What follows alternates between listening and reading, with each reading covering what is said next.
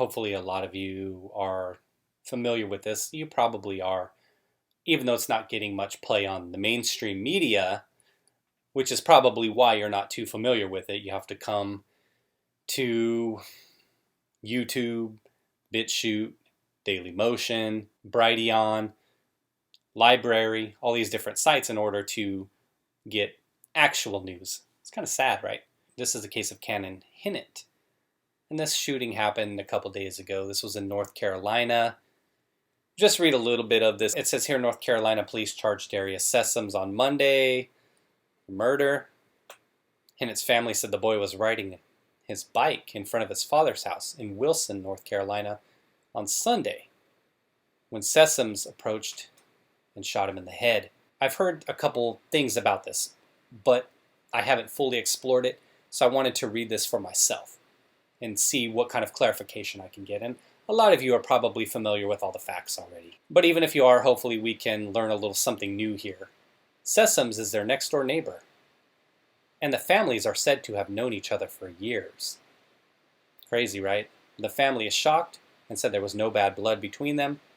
Dad Austin said he had invited Sessoms over for dinner the previous evening. He claimed Sessoms had been alone in his car and looked troubled. I wonder. The father of a 5-year-old boy shot dead in the yard of his North Carolina home in front of his 2 sisters. The sisters had to see it, had no idea why their neighbor allegedly targeted his family, and of course, allegedly, right? Darius Sessoms, who lives next door with his parents, is charged with the murder of Cannon Hinnant after the shocking shooting on Sunday left the local community dumbstruck and police searching for any kind of motive. Cannon's heartbroken father, Austin, said he has lived beside Sessoms and his parents for 8 years, and while he wouldn't say they were close friends, there was no bad blood whatsoever between them, and no previous confrontations. So they've lived together long enough for Sessoms to have seen all of the kids born. I scrolled down a little bit more in the article, but they said the older siblings, I believe they're both girls, one was 8, one was 7, the boy was 5. So Sessoms would have seen all of these kids and seen them all grow from babies into young kids.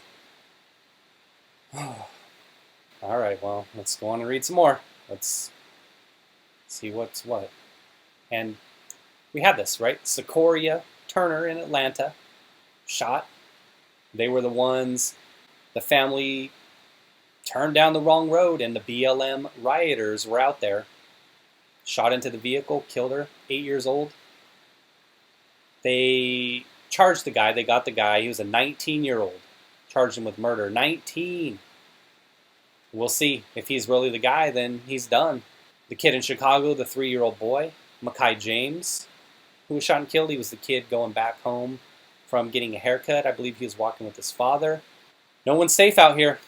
I had read a comment on some site where they were saying, BLM's not a terrorist organization. They haven't killed anybody. You have all these people dying because of this movement, because of this BLM movement with all these riots, creating all this damage. What are we at? 30 plus people dead that can be directly attributed to the riots itself. David Dorn, right? The individuals in the Chaz.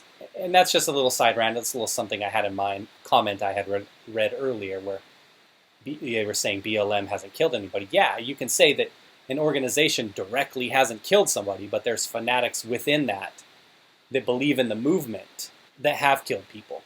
I'm not saying that's the case here, but that was the case in Atlanta with Secoriea, and that's why it's on my mind. So it's just kind of like, what the fuck are we doing, people? People are just going crazy out here. I don't know what the fuck is going on. And you know what? Maybe it's always been going on, and maybe now I'm just paying more attention. Maybe we're all just paying more attention now, but it seems like shit's getting crazy. More so than at any time before. Austin remains devastated and confused after revealing Sessoms shared a beer with him on the porch just hours before he allegedly shot Cannon in the head at point-blank range as the young boy played on his bike. There's Austin, Cannon's dad, there's Cannon. There was a say his name hashtag going around. I think that was a day or two ago maybe from the time I'm recording this. There was a video here. I tried to play a little bit of it, but for some reason there was no volume to it. No, I didn't have it on mute. Come on now. Anyway, I'll link it and then maybe you'll have better luck with it if you wanted to watch the video there. It looks like it's a local station there. But the father says, I have no idea why he would kill my son in front of his 2 sisters and his cousins. So there were 3 relatives. That's what he told WRAL. That's the local station there above. There was never anything between me and him, no bad blood whatsoever, for him to have a reason to do this. And even if there was bad blood, you don't kill a 5-year-old. Right?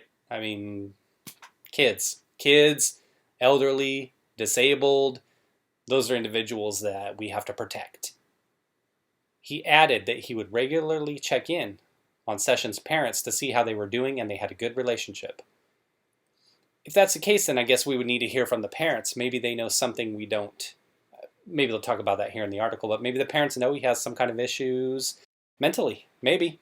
Austin said he invited Sessoms over. And I said Sessions just now, but it's Sessoms. Over to eat the previous evening, having noticed him sitting in the car alone, and he looked like he had a lot on his mind. The Lord says to love our neighbor. I have plenty of food to go around. I just wanted to be nice, he said. I noticed him sitting in the car like he had a lot on his mind. He added to the Wilson Times that nothing about Sessoms had ever alerted him to the fact that he may be a danger to his family. I have no idea why he did what he did, Hinnant said. And let me say this, for those of you with kids, how could you even give an interview? This stuff is gut-wrenching. All of these stories I talked about with kids, the video I did on Semaj as well, he's a little bit older, but still he's 14.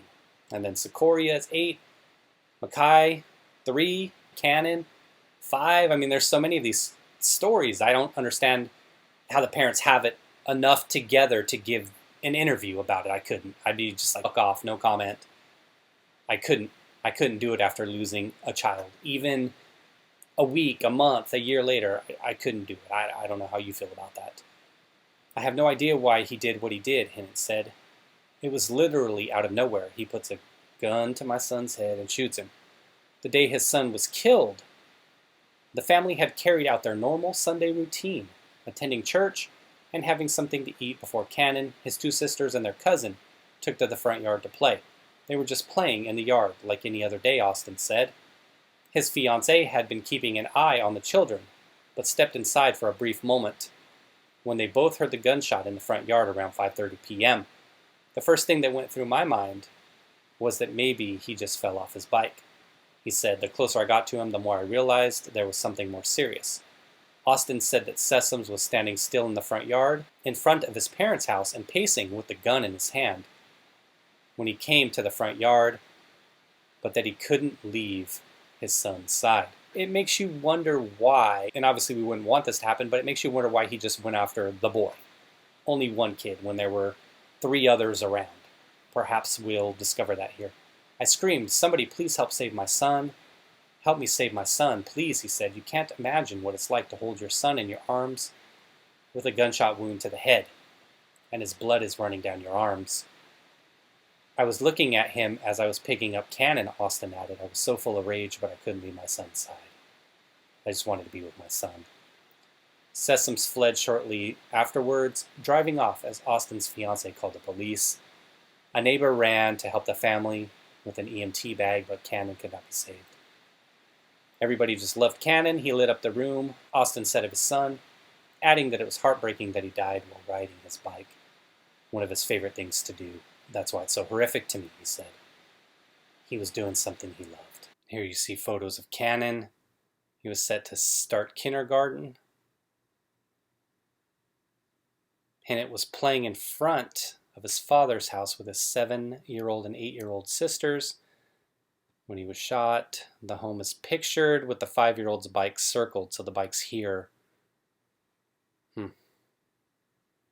Sessoms' parents live right next door, and the families know each other. We don't know which way it is. It could be over this way, or it could be over this way. It seemed like you would think maybe he came from this way, but again, I don't know. That's just speculation. Okay, it does look like maybe that's the case. Police are still investigating to establish a motive. It says here, however, the young father also hit out at social media posts claiming that race played a role in his son's death. This is no racial issue, he said, adding that he is praying for those who are making negative comments online. It didn't matter what color, male or female. He just had that love and joy in his heart, Hinnant said of his son. He loved everyone. Me and his mother and all of Cannon's family do not want Cannon's name to be forgotten. We are not stopping until the world knows Cannon's name. We want justice. A funeral for Cannon was held on Thursday, with hundreds turning out to pay tribute to the young boy who is said to have loved riding his bike in nature. We shouldn't even be here, said his grandfather, Merrill Race. That's evil. I never met the guy in my life, but that's one evil dude. He's there where he should be, Race added of Sessoms. A memorial service was initially set for Friday night, but has been postponed at the family's request as they felt it was too soon. Here you see some photos here. Looks like there's Cannon here, and that's probably what his soon-to-be stepmother, what would have been his stepmother, his dad's fiancée. Prayer vigil.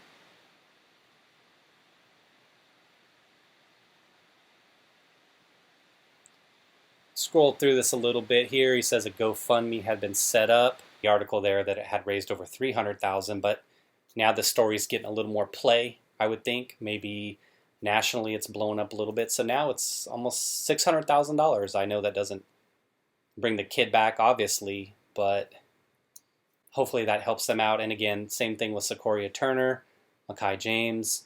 All of these kids who are losing their lives out there, I think this is the one positive thing that I can point to, and there are several great things about social media. It's the great divider, for sure. I think the problems we have right now in society being ripped apart are due to social media and individuals there using their platforms to bully people in the name of claiming that they're bullying the bully. But we know who the real bullies are out there on social media.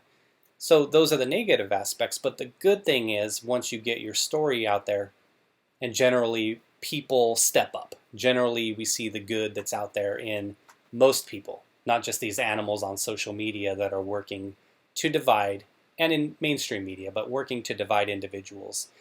We get to see the good in people, and people stepping up when these kind of things happen, when there's disasters, right? People step up and make those donations.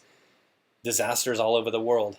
So it's good to see that there's so many people out there with good hearts out there that donate. Now, we're definitely going to have to follow this case. I'll archive the link and leave it in the description so you can go ahead and continue reading the full story. What have I got to say? I don't know. What can I say that you haven't thought for yourself that hasn't been said already? Tragedy, for sure. That's all I can say, and it doesn't do it any justice. All right, everybody. Thanks for watching. Take care of yourself, and what can you do? What can we do?